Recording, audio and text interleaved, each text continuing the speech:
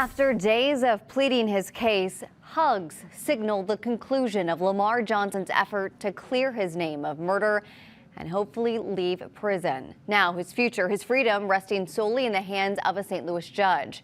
We're now learning that that judge will not make a decision this evening. Lamar Johnson and the rest of the country who's watching this plea will now have to wait to learn if he'll be home for the holidays. News 4's Russell Kinsaul continues covering this saga. He joins us live from the downtown courthouse. Yeah, that judge that's been presiding over this hearing all week is Judge David Mason, and he will make that decision whether or not Lamar Johnson was wrongfully convicted. He hasn't been afraid to speak up, give his opinion, ask questions. Today, he got angry with the way the lead detective was being questioned, and he also said that he raised some concerns that it appears this case was based largely on an eyewitness account that was flimsy at best. Former St. Louis Police Detective Joseph Nickerson took the stand for a second day today. He testified the witness hesitated to name Johnson initially because he was scared, but eventually did and was confident about it. That witness, Greg Elking, testified this week that he had no idea who the shooters were, but was bullied into identifying Johnson. The victim, Marcus Boyd, was shot and killed on his front porch by two men wearing dark clothes and masks that only showed their eyes.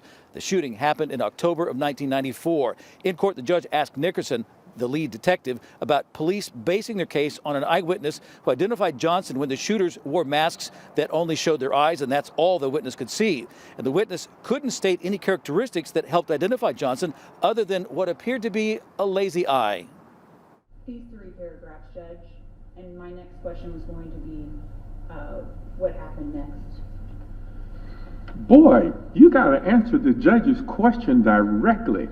Show me on here where it says, after these three attempts, I asked him, can you identify somebody? And he said no. Show it to me on there. Judge, it says he picked the person in number 4. Oh, take this and take it off my bench.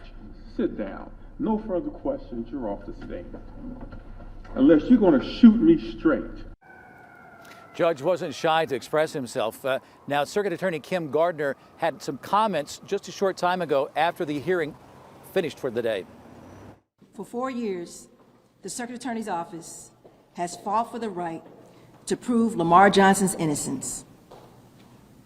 Today, we believe we proved our case with clear and convincing evidence of Mr. Johnson's innocence.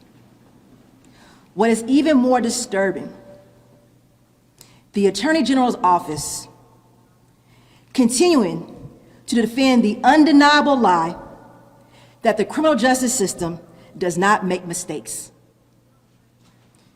Please pay attention to this case. It's about justice, not merely about convictions.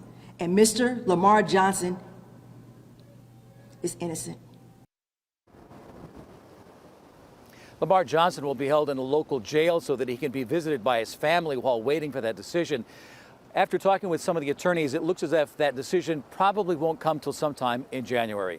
Live downtown, Russell Kinsaul, News 4. All right.